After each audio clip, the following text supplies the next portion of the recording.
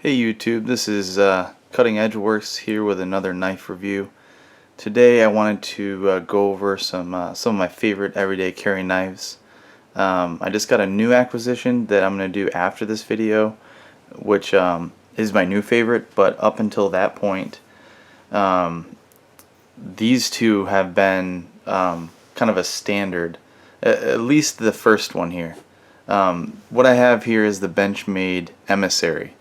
This Emissary here is the first one that they came out with, the 470, and they came out with the second one, the 470-1, which had the black anodization of the aluminum handles here, kind of like the large Emissary, and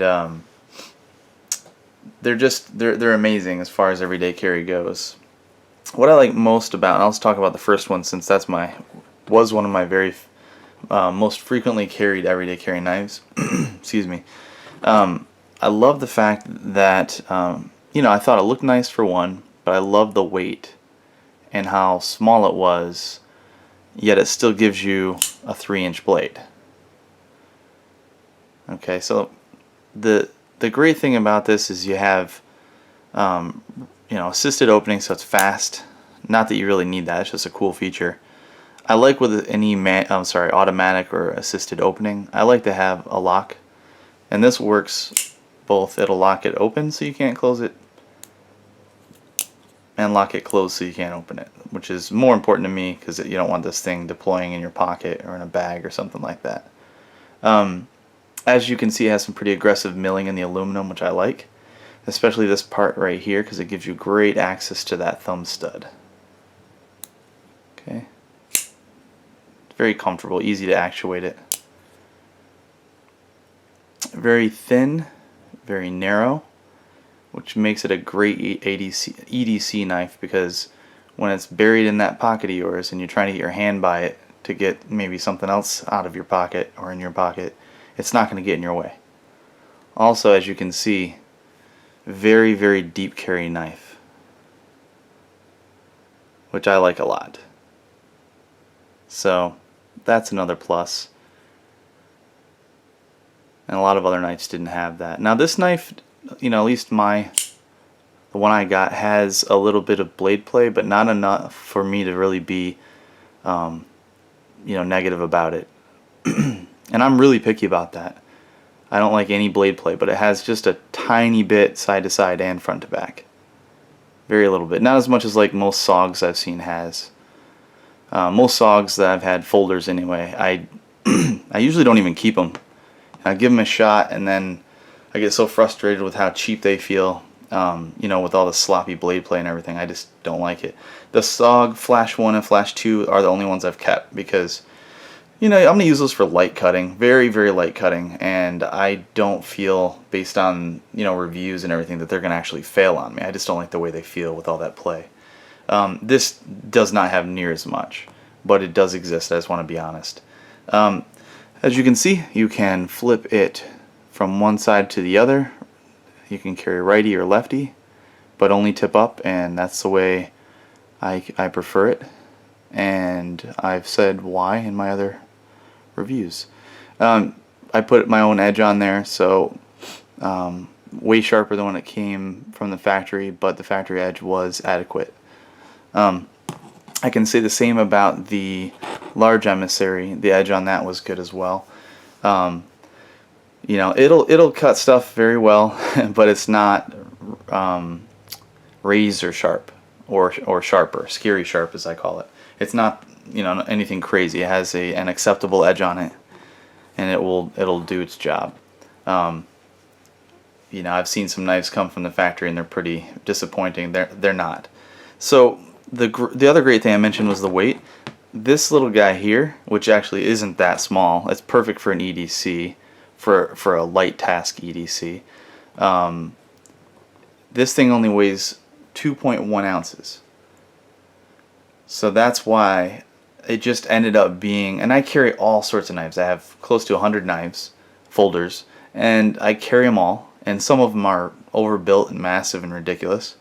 And when I'm wearing a pair of jeans and I just have one knife on me and I don't have a big weapon system, or I'm not going camping or hiking or anything like that, I don't really care if it weighs 8 ounces or something ridiculous, because yeah, is it going to be big and clunky? Yeah, but I'm just carrying it around for that day, and then I'm going to cycle something else into the rotation. So not a real big deal to me. When I want something to be more lightweight and more comfortable, which I generally do for an everyday carry knife, I put this in my pocket, because it's just, you forget you're even carrying it. The great thing about it is you're still getting great materials. You're getting high quality aircraft aluminum for the handles. The fit and finish are amazing.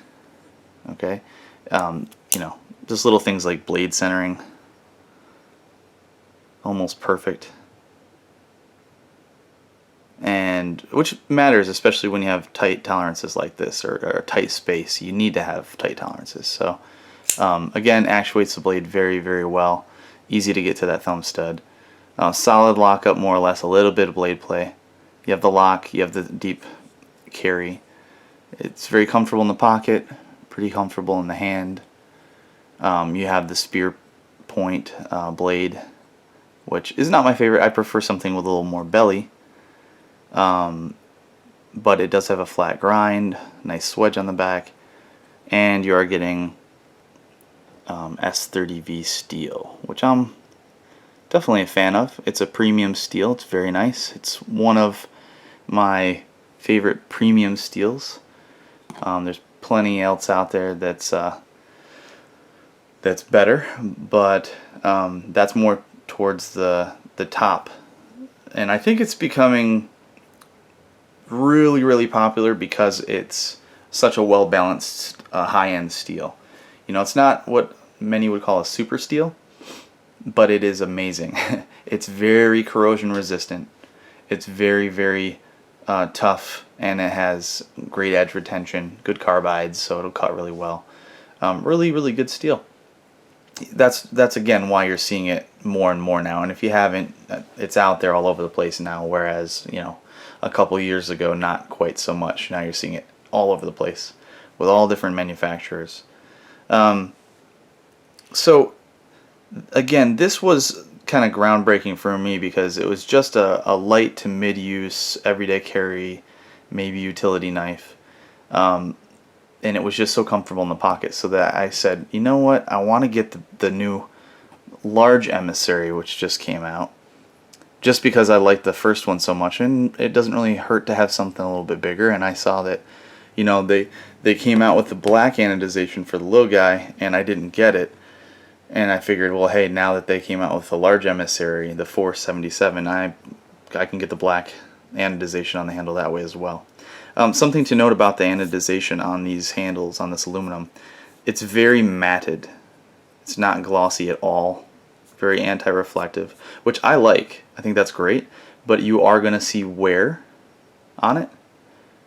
And with normal pocket carry, it's not like crazy. You're not going to get it all scratched up and looking terrible, but it does show wear marks. And I don't even know if I can really capture it on the gray here. Probably not, because of the lighting in here, but yeah, you can kind of see a little bit there if I get the right angle. And it'll show even more on the black because of the contrast, but you get a little bit of wear, which I almost like. I think it looks kind of cool, almost like some sort of stone wash. It's pocket wash. So again, it's assisted, but they moved the lock, as you can see it right here. They moved that to the back, right there. That's locked, and that's unlocked. The way it works is you'll see a little pointed area that's moving right there. When you actuate the lock, it slides up underneath the access bar, which is that bar that's moving right there. And when it's up underneath there and it doesn't allow it to slide down, it'll stop you from being able to deploy the blade. And just as the other one works, as it's open, you can lock it open as well. Okay, so again, S30V. And I got lucky, got it from Blade HQ and got a first production. That's where I'm getting most of my knives these days. S30V, 374 out of 750. Okay, so you'll also notice that they added a subframe, partial subframe, steel, with this inadequate jimping. It's a lot like their Griptilian jimping. It's just more for looks than anything. Will it add, technically speaking, additional traction? Technically speaking, yes. Does it suck? Yes. Is it a waste of even putting there? Probably. With gloves on especially, you're not going to get any traction on there. Maybe on your skin, and you'll be able to sink your finger in there and get some, but pretty weak. And sorry about hitting the camera there. I don't know if I can really get you guys to see the subframe in there. Let me see if I have a light. Yeah. Okay. So check this out. Man, that's a little bright. See if we can turn that down. Oh, that's the dimmest it goes. Jeez. Alright, so there you go. You can see it there. I think you can anyway. It goes all the way over to where you see that second screw on the top there. And you know, I don't know why they added that. It added a lot of weight. But I have an idea why. As I mentioned in the first Emissary, the 470, there's some blade play. There is not any blade play on the large Emissary. None at all. It's locked up like a vault. So they may have added those steel liners there, so that way up around the bolster area where the pivot pin is, you'll have more rigidity and less play. There's none at all. Up, down, right, left, there's zero blade play. It's a much larger knife and much heavier knife, unfortunately. So I really have so many other lightweight options that I prefer to carry. I ended up carrying this for a week, the large Emissary, the 477, and then just kind of resorted back to lighter weight EDCs just because it's significantly heavier. This again, the small Emissary is 2.1 ounces. The large Emissary is 3.9 ounces. Okay, I was a little bit disappointed, to be honest with you. Again, I've already went over my weight preferences. I really don't care, but when I'm talking about the same knife and you're only adding a ½ inch more on the blade, it's not like we're jumping up from a 3-inch blade to a 4-inch blade or 4.5-inch blade. It's just a 3.5-inch blade, and there's plenty of 3.5-inch blades out there that weigh more than this, and they're still awesome. But again, just the fact that it's the same form and design as the smaller Emissary, bumping it up by a ½ inch and adding more aluminum on the handle, there's got to be a way to do it without adding so much more weight. And every dimension's bigger. It's much wider. It's thicker. It's wider. They really shot out this this point here on the handle, almost where the finger choil would be. See how angled that is? It's out a little bit, closer to the 90-degree mark there. I know it's not, but it's closer to it. And it sticks out way further. Okay, now I understand this is bigger, but even in comparison, this is designed to come out further. If you scaled this one on the left up, the small Emissary, up to the same exact size as this, it would not stick out as far as this one did. So they did that for a reason. And I'm assuming that they did that to create this so it could be more, medium to heavy use, maybe. Maybe they're trying to get this into, out of the light EDC realm and into something a little bit more. And I can't lie, this extra aluminum sticking out here does provide a lot more lockup when you're holding this in your hand. That finger choil really works like that. Excuse me. And then the back here, this jimping just makes me feel that they were trying to do that even more. Even though the jimping is inadequate, I still feel like that's what the objective was. As you can see, the blade is much thicker, much wider rather. Same blade stock, it's not much thicker, but it's much wider than the smaller Emissary. From here to here, it's wider. So you got a lot more blade steel there as well, which is going to add weight. They kept the lanyard hole. I never really thought that the lanyard hole on this type of knife made sense. Again, it's just an EDC knife. I usually don't like a lanyard hole unless I'm going to be using it as a tactical or a utility or camping knife or something like that, because I might be wearing gloves and it may be buried in the pocket, which these do very well, and I might want to be able to just pull on that, paracord or whatever, or the lanyard, and just yank it out of the pocket.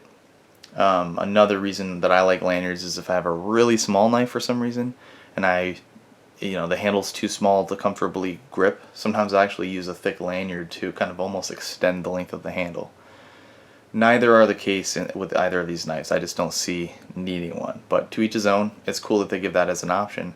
But I even think that the lanyard placement, the hole, is a little bit ridiculous. I know they probably don't have a spot to put it anywhere up here because of the awesome pocket clip and how deep it carries.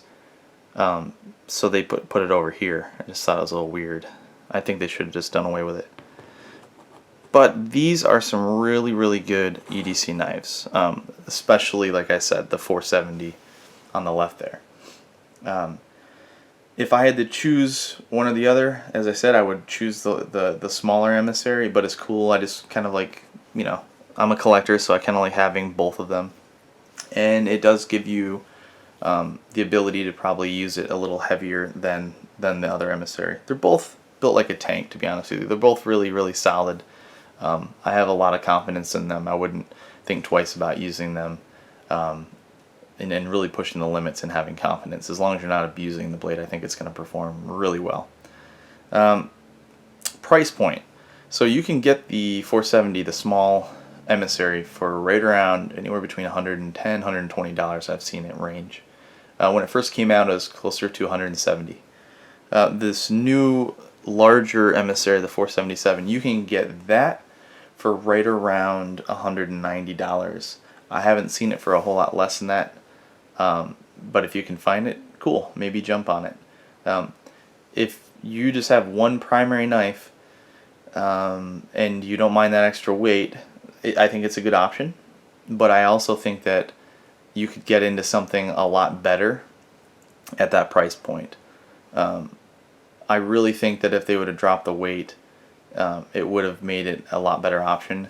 But if you don't care, I still think there's some better designs out there at that price point. But if you love the design, the looks, the fit finish, the feel of it, I think you're going to be impressed with all of those variables. But again, I think there's some better options out there. As for the Emissary, the small Emissary, I don't think there's a whole lot better options out there. I think you'll be very limited to find something that is as awesome as an EDC blade for around $100. And again, I only say that because there's a million options for EDCs out there that are like $20. There's a Kershaw Chill that I have, and that thing's, I think, $20. It weighs nothing. I think it's 2 ounces maybe. It might even be a little under that. It's a small, light use EDC. It's a flipper. It's like an RJ Martin design. Awesome. It doesn't have premium blade steel in it. I think it's got their 8CR13 MOV or maybe a Sandvik. I don't know. It's a medium grade, medium quality blade steel, but it's still great. And for most people, that's going to be all you need. If you want something a little higher end, and you want something that looks better and has little features like assisted opening and locks and really deep pocket carry, which a lot of the other cheaper EDC knives don't have, and a premium blade steel, then I think the Emissary 470 is the way to go. Again, the 477 large Emissary, I think there's probably better options at that price point, and but either way, I think you'll like it. that about wraps it up. I don't really think I missed anything. If you have any further questions, let me know. You're going to be seeing these knives again, probably the small Emissary a little bit more than the large, but you're going to be seeing them again in my next video, which I'm really excited to do. It's just for the new Benchmade 940-1 Osborne. That's right, S30V steel. And I got another first production here. So that's what's coming up next. And they're similar blades in many aspects, and that's why I'm going to be bringing them into the next video. So stay tuned, and thanks again for watching. Let me know if you have any thoughts or questions. I appreciate your feedback. Take care.